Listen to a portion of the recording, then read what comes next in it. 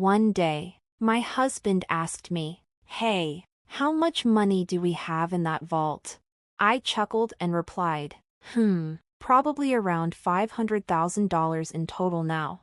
The next day, when I got home, I found signed divorce papers on the living room table, and both my husband and the vault were gone. My name is Helen, and I'm a 58-year-old working housewife. Despite everything, I still work hard at my job. You see, saving money is a hobby of mine. When I was a child, my mother opened a savings account for me. She told me that depositing money in the bank would make the numbers in my passbook grow, and I found that very enjoyable. I started by depositing just $1 at a time and loved watching it grow. Each year, when my savings increased by a few cents in interest, it was a delightful surprise to my young self. Being fond of money and how it works, I became a financial planner and gave advice on asset management. One day, a college friend told me about an old childhood friend who was in serious trouble due to debt. They asked if I could give him some advice, so I decided to meet with them. This old friend was a handsome man with a refreshing smile. My friend explained that despite his looks, he loved gambling and was struggling to make ends meet. I thought I might have some good advice for him. His name was Mark. As I listened to his story, he admitted he loved gambling, just like his parents, and had even taken on their debt. He seemed quite worried, and I found his troubled expression rather endearing. Because my friend had asked, I gladly agreed to help him. Looking back now, perhaps I had a bit of a crush on him, but I never imagined that this would lead to a series of troublesome events. Anyway, I advised Mark to consolidate his debts and reduce his monthly payments so he could manage his life somehow. Not long after, Mark and I started dating. My friend opposed it, saying, I wouldn't recommend being with him, but we went ahead and got married. I thought that getting married would help us face Mark's debt together. My income was pretty good for my age group, so most of Mark's income went toward his debt. I made sure he cut ties with his parents to prevent the debt from increasing further, and I gave Mark a monthly allowance of $500. When Mark decided to cut ties, his mother yelled, "Ungrateful child! I wish I'd never given birth to you." It's only natural for a child to repay their parents' debts. His father also said, "Where's that thieving cat? I can't rest until I give her a piece of my mind. You don't belong to us." My husband, exhausted from having to deal with my in-laws' debts all this time, finally told them, "Enough is enough. I'm not your ATM. I'm trying my best here," and came back to me. He finally felt relieved to be free from my in-laws, who constantly brought up their debts. Soon after, we had a son. Our son Kevin is handsome, just like Mark. He's my pride and joy. However, Kevin seemed to pick up on his father's lack of discipline and indecisiveness. Just as our son noticed, Mark's carefree character didn't change. He continued borrowing money from predatory lenders, dealing with loan sharks, and tricking friends into lending him money to gamble away. We went through a lot, but I managed to keep Mark in line over the years. After 23 years, we finally got Mark's debt down to about $10,000. We were almost at full repayment when Mark received a call from his parents. "Please help us," his mother pleaded. "Your father has collapsed. We're at the hospital now. Can you come?" "What? Which hospital? What's his condition?" Mark asked in a panic. "Your father suddenly collapsed, and we had to call an ambulance," his mother sobbed. "Mom, pull yourself together. What hospital are you at?" Mark left work early and rushed to the hospital. He messaged me, "Helen, Dad collapsed. I'm at the hospital now. I'm sorry I broke our promise and went to see my parents. I'm really sorry to hear that your dad collapsed. How is he now?" I asked. Mark sighed. "He had a minor stroke. His life isn't in danger, but he needs to avoid overexerting himself. Both my parents are feeling pretty low. I want to stay with them for a while. Is that okay?" "Of course, honey. I replied. Go and comfort them. Should I come too? No, it's okay. You're busy with work, and they might treat you poorly again, Mark said. I gave Mark a little extra money for hospital visits. They probably couldn't pay for the hospital fees. Since then, Mark seemed to visit his parents often. Each time, he took $200 or $300 from me. I guessed my in-laws were struggling financially and were taking a bit from Mark. It amounted to around $1,000 to $2,000 a month, but I let it slide for now.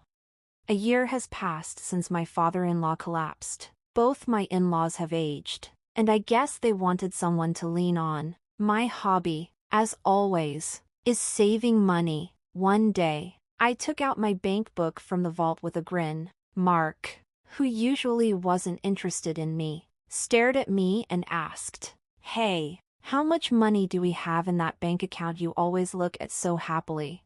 "It's about $500,000 now," I answered casually. But the next morning, I found a filled-out divorce form left in the living room, and both Mark and the safe were gone. As I was having breakfast, I couldn't help but smile. I knew Mark had been eyeing the money in the vault. Moreover, he had planned to take the entire vault. He's really not smart. But imagining him carrying the whole thing almost made me burst out laughing. We have a black cat named Luna, and we've installed a pet camera to watch her. Luna's adorable antics are the highlights of my day. I watch the camera during my lunch breaks, no matter when I look. My child is just adorable. One day, as I switched on the camera, there they were in our living room on a weekday, my in-laws and my husband, Mark. They were having an unbelievable conversation. "Oh, you're living in such a nice house, Mark. Having a good salary makes your mother so proud," my mother-in-law said, flattering my husband. "Indeed, I am proud," Mark's father added. "You know, I make a pretty decent salary myself, but Helen takes all of it, so I only get an allowance of $500 a month," Mark said. "Oh, you poor thing. You've been working so hard. Your mother understands," they consoled him. "I can't believe she takes all your salary and gives you only $500 a month. That's outrageous. You should be getting more. Why are you obeying such a tyrant like Helen? You could be living much better on your own. You're our pride, Mark. You could have saved hundreds of thousands by now, but she's just exploiting you. You poor thing." My mother-in-law began to sob. "Yeah, I've been thinking the same thing. You guys are right," Mark agreed. "What is he talking about? He seemed to have completely forgotten that I've been working hard to pay off his debt."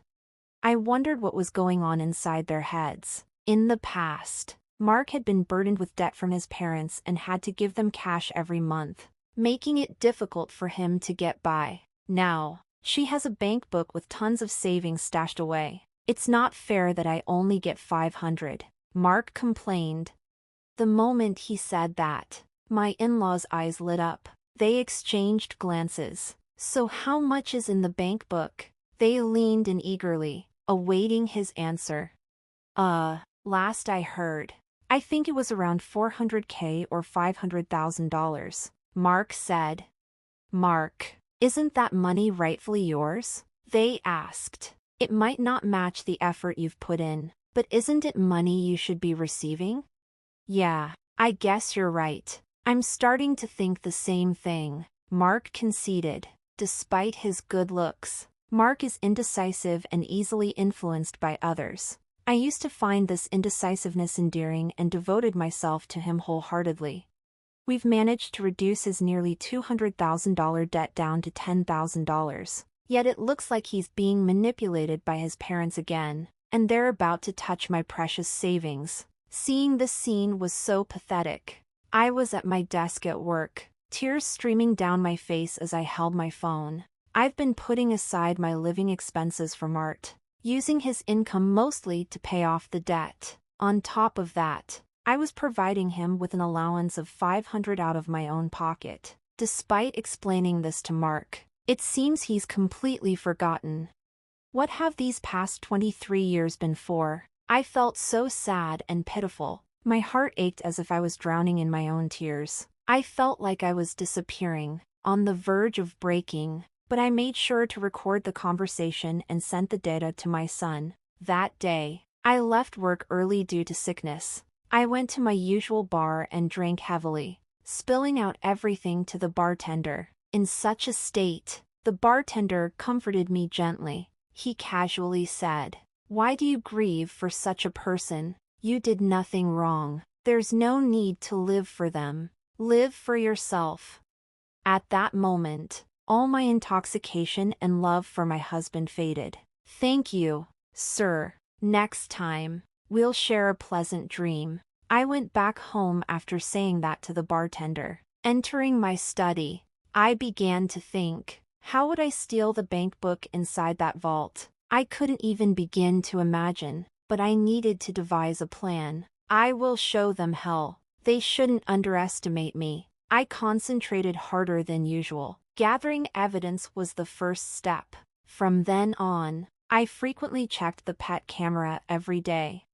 Then the ugly truths began to surface. My husband was bringing home a young woman during his supposed work hours. It seemed like he was bringing her over about 3 times a week. I couldn't believe I had to witness my husband's infidelity when all I wanted was to watch our cat, Luna. Luna also seemed to be scared and wouldn't show up. They ruined my precious relaxation time. No more than that. They betrayed me, which I can't forgive. One day, I'll punish them severely. One day, while I was working, I activated the pet camera. This time, it wasn't the woman my husband was having an affair with, but my in-laws were at our house again. "So, is everything arranged to take that bank book from Helen?" they said with an unpleasant grin. "You're smart. You must have thought of something, right?" "Yeah, I thought about it. I'm thinking of taking the entire vault. It'll be easy." "Hey, that vault is quite heavy. Are you sure you can do it?" "I'll be fine. I'll load it on a cart. Help me out, Dad." "All right. I'll assist you anytime." The safe weighed about 120 pounds, as I suspected. My husband Mark was good-looking but not very smart. I pledged in my heart once again to drag these people down to the depths of hell. "If we have that money from the bank book, we can go to the casino as a family. We can live as a family of 3 again." "That's right. Let's live happily with the money from that bank book. Right, Mark?" "Yeah, but I do feel a little bad about Helen. She was saving up so happily." "You can't be so weak-willed. We're doing this for your happiness, remember?" "Right. I'll be happy. Besides, you found a new wife, haven't you?" "Quickly divorce that woman. I have to divorce for her sake as well. I'll leave the divorce papers here." "That's right. We're waiting for the money from that bank book and the new wife." "So, I'm going to be divorced. Well, I guess that makes sense." I found myself strangely accepting, but just how down bad are these people for some money? I was sipping coffee at my office desk, recording the scene on my phone screen. I wasn't even upset or sad anymore. If they had such intentions, so did I. I was going to show them all hell. I was fired up, and then the day finally came. "Hey, how much money is in that passbook in the vault? You always seem so happy when you're looking at it." "Right now, there's about $500,000 in there." The next day, when I got home, there was a signed divorce paper in the living room, and both my husband and the vault were gone. I had a smirk on my face while having breakfast. I acted quickly afterward. I immediately filed the divorce papers and contacted my son. "Kevin, your father finally stole the vault. I can't believe he managed to carry it. It's so heavy." "Mom, I think it's about time you end things with Dad. By the way, did he take everything in the vault too?" "Actually, I moved all the money to online banking. The passbook is essentially worthless now. The most valuable thing might have been the safe itself since it was so heavy." Oh, by the way, I've already filed the divorce papers. Now, I'm thinking about filing a police report. What do you think? You should file a police report, and it would be best to hire a lawyer. Oh, right, a lawyer. I already had a private investigator on it but hadn't thought about a lawyer. Thanks. I'm cutting ties with that too. Kevin seemed exasperated. As Kevin suggested, I reached out to a lawyer through my private investigative contact. I handed over the recording from my pet camera to the police and the lawyer and waited. After a while, I received a call from my ex-husband. He sounded quite frantic. What the hell? The passbook is empty. What happened to the $500,000? You tricked me. That was my money. Where is it? Tell me now, or I'm going back to the house and abandoning your cat. Luna. You just committed theft and now you're threatening me. From now on, communicate through my lawyer. I said and blocked his number. I reported the incident to the police and sent the recording to my lawyer. Oh, what a relief. This is what I wanted to do. Karma is a real pain. I got a call from the police shortly after. We have caught the thief. However, the vault was damaged. It appears he forced it open. The things inside it were burned. My ex-husband and his parents learned that the passbook balance was zero, and apparently, they set the things inside the vault on fire. Even though it was his first offense, my ex-husband spent a few days in police custody. His parents were released with a stern warning. My ex-husband broke into the house he used to live in after he was released. Hey, open up! I've come back.